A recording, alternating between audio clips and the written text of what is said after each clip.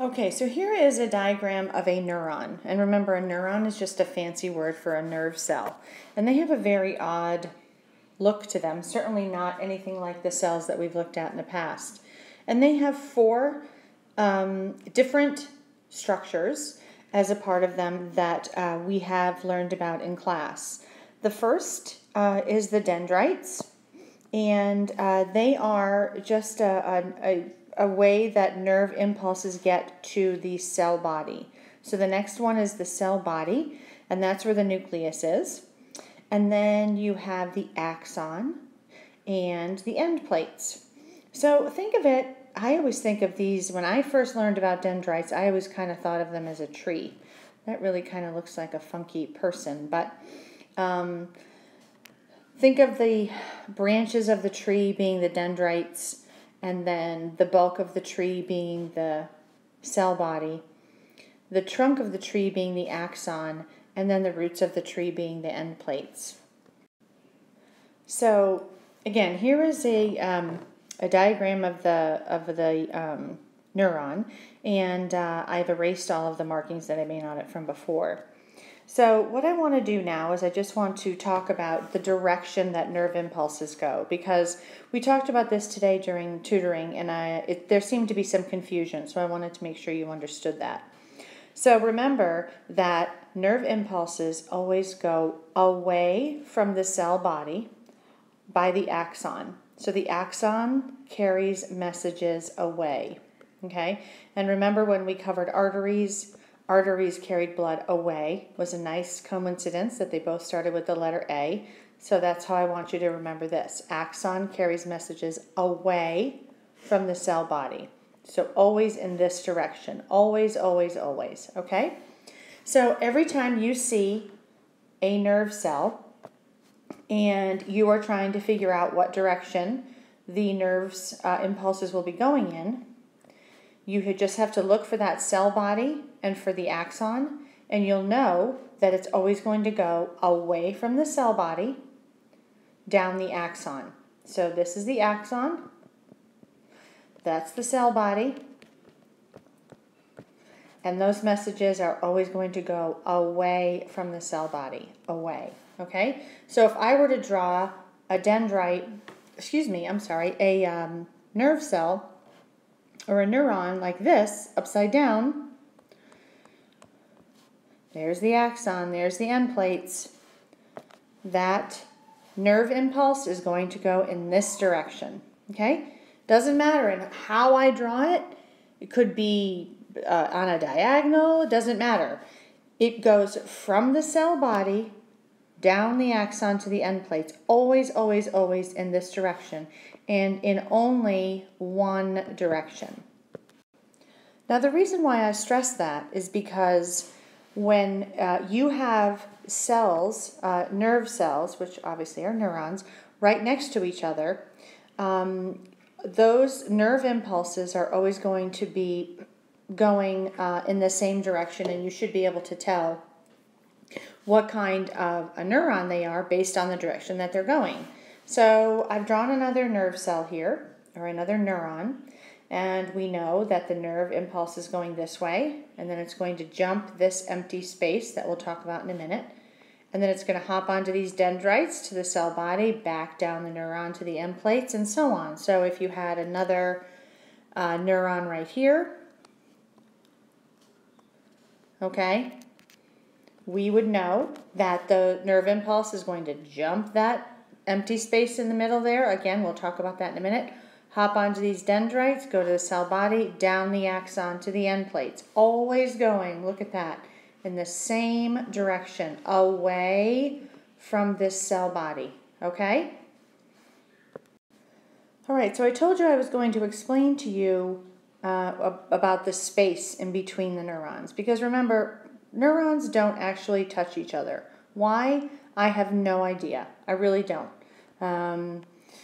So we just have to accept the fact that they don't touch, and that there is something special about this space in between, and that is called a synapse. Okay, that space in between is called a synapse. So how do these nerve messages travel down the axon to the end plates and hop this empty space. They have to have a special way of doing that. And how they do that is they connect with chemicals called neurotransmitters. Okay, kind of like the little buses that move them from the end plates here over to the dendrites across this synapse. Okay, those are called neurotransmitters, and those are chemicals that help or enable these nerve messages to jump the synapse and go to the dendrites of the next nerve cell. Okay, here we are back to the review sheet, and we've covered this one, which was label parts of the neuron and identify their function. And now we're going to cover the 3 types of neurons and how they work together to send messages around the body. Okay, so I found this really great graphic that's going to help me explain to you the different types of neurons. And instead of you having to look at my cute little stick figures, I actually found this really great graphic that I'm excited about. So when we're talking about different types of neurons, there are 3 types, okay? The first is a sensory neuron, and the next is the interneuron, and then the last is the motor neuron. And let me explain to you the difference. So remember, you have 5 senses, which also means that you have sensory organs. So your sense of sight would be your eyes, the sense organ would be your eyes, your sense of smell, your nose, your sense of taste would be your tongue, your hearing would be your ears, obviously, and then your sense of touch would be your skin. So in this case, the sense organ is the skin, and it's picking up messages that this pot is hot, and the brain has to make a decision, or the body has to make a decision about what to do. So what happens is, we'll start with the sensory organ. The sensory neuron picks up that message, hey, it's really hot. So it sends a message to the spine, in this case the spine because it's the closest distance, and it sends it in this direction. Hey, you better do something about this because this is really hot. The sensory neuron only sends the message. It doesn't make any decisions. It just sends the message that this is hot. Okay? The interneuron, which is in this case right at your spine, decides what to do. So the interneuron says, okay, well now what do I do with that? And it makes a decision to send a message back out to the motor neuron, which will move the muscle. So now the motor neuron send messages back out to the hand to lift it up and off of the heat, or away from the heat. So notice that these are going in 2 different directions, okay? And let me get a different color here that might be a little bit easier to see. So the sensory neuron sends messages from the sense organ, which in this case is your skin, to the spinal cord, or to the interneuron in your spinal cord, okay? The motor neuron, the interneuron makes a decision about what to do, and then the motor neuron sends a motor message back to the muscles, hey, you better lift your muscles, or lift your hand up off of that hot pot, okay? So we have sensory, interneuron, and motor neuron. They all have very different jobs. They're in different places, which is why they have different names. So also notice that even though my drawing isn't that great, that these are not taking the same pathway, okay? This is on a different pathway than this is. So the sensory impulses do not use the same neurons that the motor neurons use, or the motor messages use. That's why one is called a sensory neuron and one is called a motor neuron. So you're not going to have a sensory neuron travel the same pathway as a motor neuron. And let me explain to you how you can tell the difference, or the reason why behind that. Okay, instead of drawing arrows this time, I'm actually going to draw an arm. It won't be pretty, but I think it'll do for our purposes here. Try to give it the right amount of fingers. 1, 2, 3, 4, 5. Okay, good. Like I said, instead of drawing the arrows, I'm actually going to draw some quick little dendrites to give you an idea, some neurons, to give you an idea of what it actually looks like. So here we've got the sense organ, okay, and it's picking up something's hot, okay. So we're going to use blue for our sensory neurons, and we're going to use red for our motor neurons, okay. Blue is kind of a sensitive color. Yeah, I don't know, I'm making that up. Okay, so when the message is being sent, obviously it's going to be sent from the sensory organs to the brain or to the spinal cord. So what you have here, you have these little nerve messages, right? Or neurons. Neurons, okay? And they'll all be going in this direction. You'll have more than 3, okay? But I wanted to show you that they're all facing the same way. Because, remember, we have these nerve messages that are all going away from the cell body down the axon, okay? Now, our motor neurons are going to look, and they're going to face in the opposite direction. So as this message is coming back from the brain or the spinal cord with a decision, like what do we need to do, they are going to be facing a different direction. So they're going to be facing like this. So notice that they're facing in a different direction, okay? And all that means is you need to understand that a motor neuron and a sensory neuron do not take the same pathways. They have different pathways, they have different functions, and therefore they have different names. And then don't forget, you've got your interneurons here that are the decision makers. They decide what to do with the message from the sensory neuron and where to send that message to the motor neuron. Okay, so here we are back to the review. We have covered label parts of a neuron and their function, the 3 types of neuron. I'm pretty sure I've beaten that one to death. Now the central nervous system. Which 2 parts of the body? Remember, central nervous system is the center of your body, which means it is your brain and spinal cord. So just picture the center of your body up and down. And here's my little stick figure, is your brain and your spinal cord. That is your central nervous system. That's the whole answer to that question. Okay, next question. 3 parts of the brain and its specific function. So, no guarantee that this is going to look anything like the one that I did up on the board, but hopefully it won't be too bad. So, there is the cerebrum. Here's kind of the cerebellum. Kind of looks stripy like that.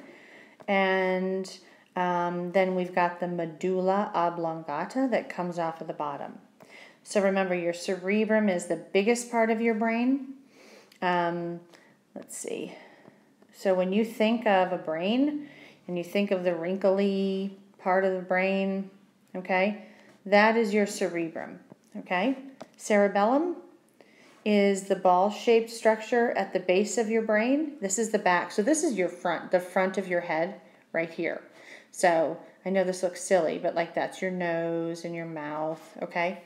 So this is your cerebrum. This is your cerebellum. And think of it as like a bell or a ball. That's how you'll be able to tell the difference. Now, I know they both start with the C-E-R-E, but just remember bell or ball for the cerebellum. Now we have here the medulla oblongata, and I'm just going to write M-O, because I know you all know how to say it and spell it. So this is the medulla oblongata, okay? And they all have different functions, and all are equally as important, because without one working, the others aren't going to work. But let's just take those functions separately. Okay, all right, so I'm going to draw another quick brain here. Wow, it just kind of gets worse. And let's see, brain stem, cerebrum. Okay, so your cerebrum is in charge. This is this part here. It's the biggest part, and it's thinking, memory, math and reading, all of those higher level processes that you need to do, okay? That is the cerebrum. Now, your cerebellum has a very specific function, that is balance and coordination, okay? So that is how you can stand up straight. That is how you don't trip over your own feet, though some of us do that anyway, but that is all in the cerebellum, okay? And then we have the medulla oblongata, and this is also known as the brain stem, but we are going to call it the medulla oblongata, okay? And this is all of your involuntary functions, involuntary. So those things you don't have to think about, like breathing and your heart rate, okay? Now, obviously, if you have some sort of an injury here, you're not going to be able to do these things. Well, you need to be able to breathe and have your heart beat, so that's bad, okay? Remember also that I talked about, though you don't need to know this for the test, but there are different lobes in the brain. Okay, so you'll have thinking and memory tends to be in the temporal lobe, which is kind of on the side. Back here is the occipital lobe, which is for your sight. The frontal lobe is more of the thinking and behavioral part of your brain. But if you were to have a question like, what part of your brain is responsible for thinking or memory, then you would say cerebrum. What part of your brain is responsible for muscle coordination and balance? You would say cerebellum. And what part of your brain is responsible for involuntary actions? You would say medulla oblongata. So those are the three parts of the brain that you need to know. Okay, so the next question is, be able to identify these three parts on a diagram of the brain. And I really did cover that up here, which is the cerebrum is the largest part, the wrinkly part, right? The cerebellum is like the ball-shaped structure in the back, and the medulla oblongata extends down the back. Remember, this is the front part of your brain, so this is where your nose and your mouth are. Woo! So cerebrum, cerebellum, medulla oblongata. Remember, cerebellum is like a ball on the back, and then medulla oblongata is at the back of your brain. And last, certainly not least, is the anatomy of the spinal cord. So if you think about your spinal cord, you all know that your spinal cord is important, and it has a lot going on. And specifically, all of these nerves that are in bundles back here. And these bundles are wrapped in kind of like a membrane of sorts. Well, I can't use white. Let's see. I'll use purple. It's wrapped in like this membrane to protect it. Okay. And I always kind of compare it to a sausage. You know, you have like that sausage so all the yucky stuff doesn't squirt out. I know, I shouldn't say that. A lot of people like sausage. So you've got this membrane, and here's all your nerves in here, okay? And then these are protected by your vertebrae. So you have your vertebrae in your back, and if you're looking at a cross-section, remember this is kind of what the back part of your vertebrae looks like, and then it kind of rounds around the front. And you have this space in the middle, and that's where that goes, okay? And then you actually have a pocket of fluid right here that also protects your spine. So this is towards your back, and this is your middle. You can probably hear my dog snoring in the background. Sorry. Anyway, so the anatomy of the spinal cord is a bundle of nerves right here that are protected by a membrane that are protected by vertebrae. And this is a cross-section of your vertebrae. Remember, you have all these vertebrae going down your back. Then there's like a spinal fluid in between each one that acts as a buffer, okay? But if you were to do a cross-section of it, it would look like this. This spinal fluid would be here, and then the spinal cord goes right inside. So, again, don't get completely overwhelmed by all the vocabulary. If you just try to think of the words that you know, then you should be able to figure out the ones that you're not so sure of. And go back and watch the skeletal and muscular videos. I think those will help you a lot. Good luck, get a good night's sleep, and I'll see you tomorrow.